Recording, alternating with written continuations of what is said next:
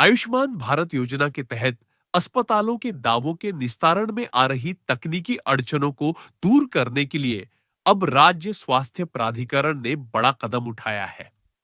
राज्य स्वास्थ्य प्राधिकरण के चेयरमैन अरविंद सिंह ह्यांकी ने बताया कि उत्तराखंड का अपना ट्रांजैक्शन मैनेजमेंट सिस्टम यानी टीएमएस तैयार किया जा रहा है। इससे अस्पतालों के दावों के भुगतान में तेजी आएगी और तकनीकी समस्याओं से भी निजात मिलेगी। समन्वय बैठक में उन्होंने कहा कि अभी नेशनल हेल्थ अथॉरिटी के टीएमएस में बार बार तकनीकी दिक्कतें आती हैं, जिससे भुगतान में देरी होती है। नए सिस्टम में दावा निस्तारण पारदर्शी और समयबद्ध होगा और अस्पतालों को बार बार कार्यालय के चक्कर नहीं काटने पड़ेंगे।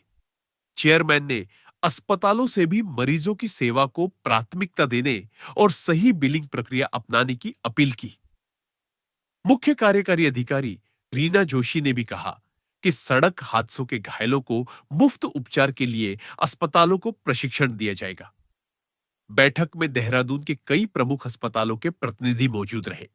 उम्मीद है कि नए टीएमएस से आयुष्मान योजना के क्रियान्वयन में पारदर्शिता और रफ्तार दोनों बढ़ेगी। एक्चुअली आयुष्मान भारत स्कीम जो चल रही है उसमें भारत सरकार के द्वारा वित्त पोषित एक स्कीम है और एक राज्य सरकार द्वारा वित्त पोषित स्कीम है। दोनों के नाम सेम है और कार्ड भी एक ही कार्ड से चलता है, लेकिन जो उसके संबंध में सारे ट्रांजेक्शन होते हैं एडमिशन से लेके पेमेंट तक, वो भारत सरकार के एनएचए के द्वारा जो पोर्टल बनाया गया है उसके माध्यम से होते हैं।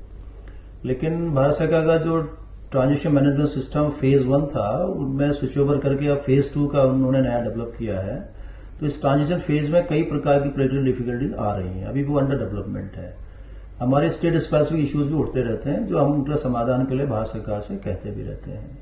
दूसरी स्कीम हमारी होती है स्टेट गवर्नमेंट हेल्थ स्कीम, उसमें भी दोहरे ट्रिप की व्यवस्था चल रही है। उसमें क्योंकि सीजीएचएस की नॉर्म्स फॉलो होते हैं तो सीजीएचएस का पोर्टल अप्लाई होता है उन अस्पतालों में जो कि सीजीएचएस में इम्पैनल्ड है।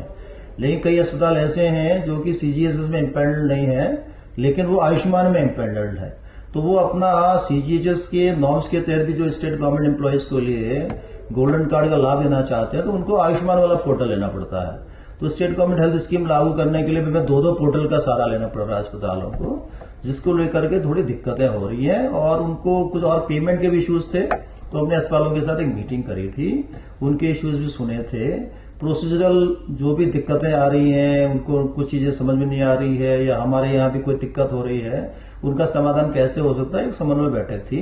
उसमें उनके अपने सुझाव, बहुत अच्छे सुझाव भी आए, हमारे भी अपनी अंडरस्टैंडिंग के हिसाब से हम भी सुधार करने की कोशिश करते रहते हैं। जिसमें एक बड़ा सुधार ये है कि हम कुछ ऐसे राज्य हैं देश में जिन्होंने इस तरह के केसेस, उनको ट्रांजेक्शन कैसे हो, उनका प्रोसेसिंग कैसे हो, उसके लिए उन्होंने अपना ट्रांजेक्शन मैनेजमेंट सिस्टम अपना डेवलप किया है और उसको फिर भारत सरकार के एनएचए के गाइडलाइन पोर्टल के साथ उनके TMS transaction management system integrate किया है।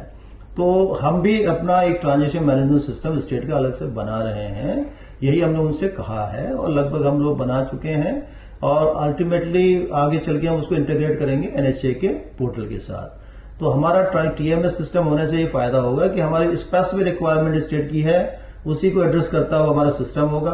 अगर डे टू डे बेसिस में कोई चीज कमी आती है, कोई सुधार की, कोई चेंज की आवश्यकता पड़ती है तो हमारे कंट्रोल में होगा, हम लोग तत्काल उसका सुधार कर पाएंगे। ये एक ट्रांजेक्शन मैनेजमेंट सिस्टम की बात आई थी।